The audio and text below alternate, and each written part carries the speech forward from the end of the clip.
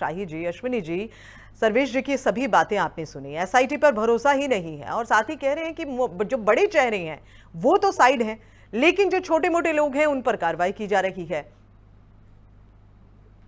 गीतांजलि जी, कहाँ कार्रवाई हुई? अभी किसी के ऊपर कहाँ कार्रवाई हुई? हमारे सर्वेश भाई और इनके पार्टी के लोग इतनी अकुलाहट में क्यों हैं? एफआईआर करो, ऐसे करो। भाई एसआईटी, इन्होंने स्वयं कहा एसआईटी सिर्फ और सिर्फ अनुशंसा कर सकती है। तो एसआईटी उसी की जो पता करने गई है कि चोर कौन है, ए है, बी है, सी है, कौन है और कहां से ये गड़बड़ हुई है। चलिए अच्छी बात है, हम भी मान लेते हैं, आस्था का विषय है, वहां पर लोग चढ़ावा चढ़ाकर जाते हैं, कहीं ना कहीं गड़बड़ी हुई है।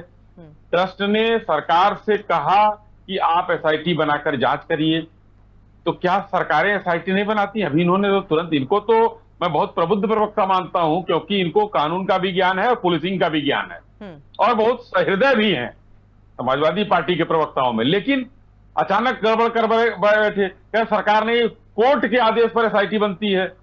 तो क्या सरकारों को एसआईटी बनाने का कोई अधिकार नहीं है? समाजवादी पार्टी ये कहना चाहती है तो वो बता दे। लेकिन सरकार एकदम प्रतिबद्ध है कि अगर चोरी हुई है तो किस लेवल पर हुई है, कहां हुई है, कैसे हुई है, उसकी जांच की जाएगी और पर्दाफाश किया जाएगा। चलिए, हम लोग ये कह रहे हैं कि सिर्फ अजय जी क्या राय रखते हैं? अजय जी से जान लेते हैं। देखिए ऐसा है, जी जी अश्विनी जी, आप अपनी बात पूरी करें जी। थोड़ा सा धैर्य रखें, 10 दिन में वो सारी जांच की रिपोर्ट आ जाएगी। कार्रवाई नहीं होगी, आप विपक्ष में हल्ला मचाइए, कोई दिक्कत नहीं है। कि उत्तर प्रदेश में कार्रवाई से पहले हल्ला क्यों मचा रहे हैं सर्वेश जी, बताइए। आप ये अश्विनी जी कह रहे हैं कि कार्रवाई से पहले आप हल्ला मचा रहे हैं, फिर बात घुमाने थोड़ा सा रुकना चाहिए, थोड़ा सा वक्त देना चाहिए। गीतांजलि जी, एफआईआर के बिना जांच शुरू नहीं होती है। गिरफ्तारी जब होती है, आप बहुत बेसिक सा प्रिंसिपल है, लॉ का लीगल प्रिंसिपल बता रहा हूं मैं। ठीक है, गिरफ्तारी इसलिए की जाती है कि जो दोषी है वो एविडेंस टैंपर ना कर पाए।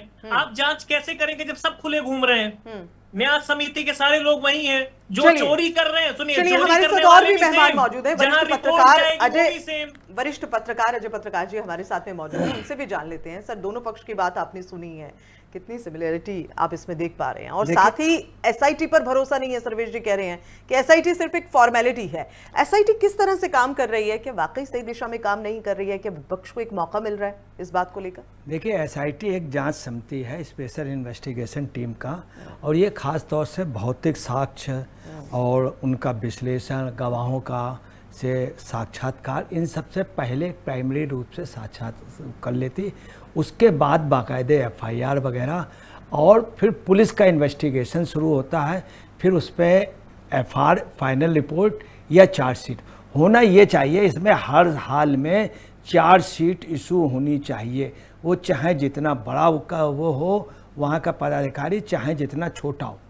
अब दूसरी एसआईटी से इसलिए भी कर दिया जाता है कि किसी भी इन्वेस्टिगेशन के लिए डायरेक्ट तो सीबीआई को नहीं दिया जा सकता, सीबीआई के भी एक प्रोसेस है, तो एसआईटी एक प्रमाणिक वो है, एक प्रमाणिक वो है। हाँ। ये जरूर है कि सरकारों का उसमें असर रहता है थोड़ा बहुत, हाँ। मगर अगर रहता भी तो चूंकि निर्णय कोई एसआईटी नहीं कर सकती, नहीं एफआईआर कर सकती, नहीं एफआर कर सकती, नहीं चार्जशीट, ये काम है कोर्ट का, इस पे निर्णय कोर्ट का देगा। तो ये है कि एसआईटी से थोड़ी सी एक सहूलियत हो जाती है, केस का ज़्यादा अच्छे ढंग से इन्वेस्टिगेशन हो जाता, मगर कितना ईमानदारी से होता वो एक चीज़ अलग है। ठीक है। अब आपको बताना कि एसआईटी ही एक विकल्प था जिसमें थोड़ा बहुत संतोष किया जाता है। अब एसआईटी का देखिए क्या रिपोर्ट आती है। इन सब के अलावा जो सबसे मेन बात बतला दें कि इसमें कोई शक नहीं कि घपला हुआ है और घपला हो रहा था। ये भी सच है कि बैंक के भी कर्मचारी थे और वहाँ के भी कर्मचारी थे। जिस तरह की बरामदगी हुई है, जिस तरह का पता चल रहा है कि सिंपल 18-20 हज़ार रुपया तनख्वाह पाने वाले व्यक्तियों के वहाँ पर काफ़ी बंगले हैं, काफ़ी जगह खरीदी, करोड़ों रुपए की उनके पास प्रॉपर्टी है, उनके पास कार हैं, ब्याजू रुपया बटा हुआ है, ये सब बात सच है। अच्छा, अब आप आइए, यही नहीं पूरी दुनिया की। लेकिन अजय जी, अगर ये बात सच है तो फिर विपक्ष को तो मुद्दा मिला है। हाँ, विपक्ष तो पूछेगा मुखर होकर, और वही अखिलेश यादव कर रहे हैं। लेकिन अब सवाल ये है, क्या इत्तेफाक रखते हैं इससे आलोक पांडे जी? आलोक जी, क्या वाकई विपक्ष को एक ऐसा मुद्दा मिल गया है जिससे बीजेपी की छवि पर प्रश्न चिन्ह जो है वो लग गया है। हालांकि मुख्यमंत्री योगी आदित्यनाथ सभा में बोलते नजर आए हैं कि जो गुनाहगार हैं उनको सजा मिलेगी, काम हो रहा है, जांच हो रही है, लेकिन इसके साथ साथ वो अखिलेश यादव को भी घेर रहे हैं, उन्हें कह रहे हैं कि अब राम याद आ रहे हैं।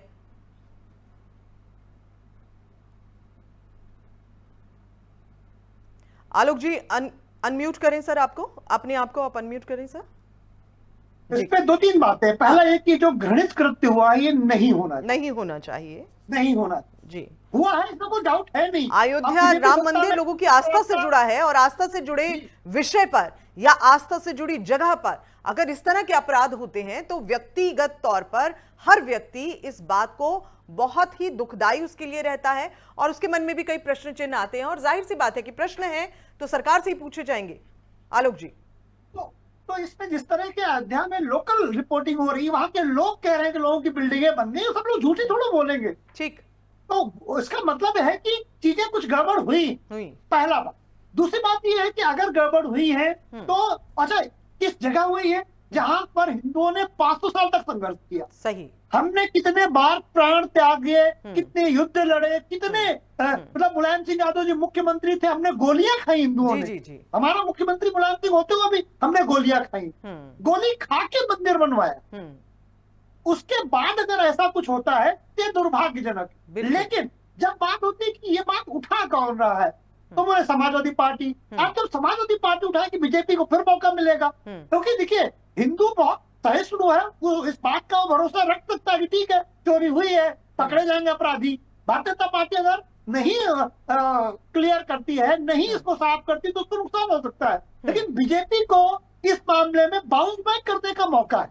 क्यों? क्योंकि जो लोग चोरी का मुद्दा उठा रहे हैं, अखिलेश यादव जी, वो आज तक तो प्रभु राम मंदिर में दर्शन करने नहीं गए। अब अगर एक हम डिबेट में थे, उनका अखिलेश जी ने मुद्दा उठाया तो हमने कहा अखिलेश जी को अगर टीम में शामिल कर दिया जाए, एसआईटी टीम में अगर कोई व्यवस्था हो तो अखिलेश जी जाएंगे। तो बखले झांकने लगे, अखिलेश जी तब भी नहीं जाएंगे। अखिलेश जी राम मंदिर गए ही नहीं। मुलायम सिंह यादव हिंदुओं की वहां हत्या करवा चुके। अच्छा, लोग कहते हैं लॉ एंड ऑर्डर मेंटेन करने के लिए उन्होंने किया था, हत्या कराई थी। तो वो प्राउड करते हुए बात में दिखाई दी 12-13 में कि अगर हमको और हिंदुओं की हत्या करानी होती तो हम और करवा देते मुसलमानों की रक्षा करने के लिए। तो ऐसा लॉ एंड ऑर्डर तो मैंने नहीं देखा। ठीक है, तो जो समाजवादी पार्टी मुद्दा उठा रही है बिल्कुल उसके लिए थोड़ी सहजता कम। देखिए मामला लोगों की आस्था से जुड़ा है, डाउट नहीं है। बिल्कुल बिल्कुल आलोक जी, मैं आपकी बात से सहमत हूँ। मामला लोगों की करना आसान जी, मामला लोगों की आस्था से जुड़ा है सीधे तौर पर, और राम मंदिर तो है ही, आस्था का विषय यहाँ पर बन जाता है। और उसके बाद अगर इस तरह का कोई वहां घोटाला होता है तो लोगों के मन में सवाल है। लेकिन अजय जी, क्या आपको लगता है कि पूरे मामले का राजनीतिकरण हो रहा है? जितना भी अखिलेश यादव कह रहे हैं, बात यहां भी सही है कि आप राम मंदिर बना, राम मंदिर जब वहां पर मूर्ति पूजन हुआ आप वहां नहीं पहुंचे, और आज आप राम मंदिर की बात कर रहे हैं, आप हितैषी बन गए हैं, आज आप जांच पर सवाल भी उठा रहे हैं। देखिए, आपको बतलाते हैं, अयोध्या जिसका नाम है अयोध्या, यहाँ युद्ध ना हो। हकीकत यह है कि राम के समय में, त्रेता में, उसके बाद द्वापर में वहाँ कोई युद्ध नहीं हुआ, युद्ध दूर दूर हुए। परंतु उसके बाद इधर का इतिहास जो है वो 500 साल का, 450 साल का यही कि वहाँ युद्ध ही होता रहा। गुरु गोविंद सिंह ने आकर वहाँ युद्ध किया, तमाम लोगों ने, बाबर ने वहाँ पे तोड़फोड़ की, अपना मस्जिद बनाई, मीर बाकी ने अपना स्थान बनाया वहाँ पर, और बराबर सदियों से वहाँ पर झगड़े होते रहे, तोड़फोड़ रहे। हिंदू संगठन वहाँ पर जा कर के अपने मंदिर को आज़ाद कराने के लिए लड़ते रहे, अभी तक लड़ा। कोर्ट में मामला हुआ, अडवाणी ले गए अपनी सेनाएं, तमाम लोग। मतलब अब आपको बतलाना है कि अब तो अयोध्या जो है टोटल ये राजनीतिकरण का वो हो गया है। सपा ऐसे समय गेन करना चाहती। ताजुब की बात है, वही सपा जिसने वहाँ पर गोली चलाई, एक बार नहीं, 2-2, 3-3 बार गोली चलाई, इन कार सेवकों को बंद किया उठा उठा करके। और मुलायम सिंह जी अपने जीवन काल पे वहाँ गए नहीं, अखिलेश भी नहीं गए। हालांकि अखिलेश भी हिंदू उसको मानते हैं, मुलायम सिंह भी मानते थे, मगर चूंकि इसमें राम मंदिर के उसमें वो सार्वजनिक रूप से कभी नहीं बोले। अब वही चीज़ वो राजनीतिक फ़ायदा उठाना चाहते हैं। सिर्फ उनका मकसद यहाँ पे राजनीतिक चुनाव आ गया, राजनीतिक फ़ायदे के लिए, इसमें कोई शक नहीं। वहाँ पे घपला हो रहा था, चुनाव नज़दीक है, इसलिए इस मुद्दे को और हवा दी जा रही। अब अखिलेश कितना फायदा उठा लेते हैं।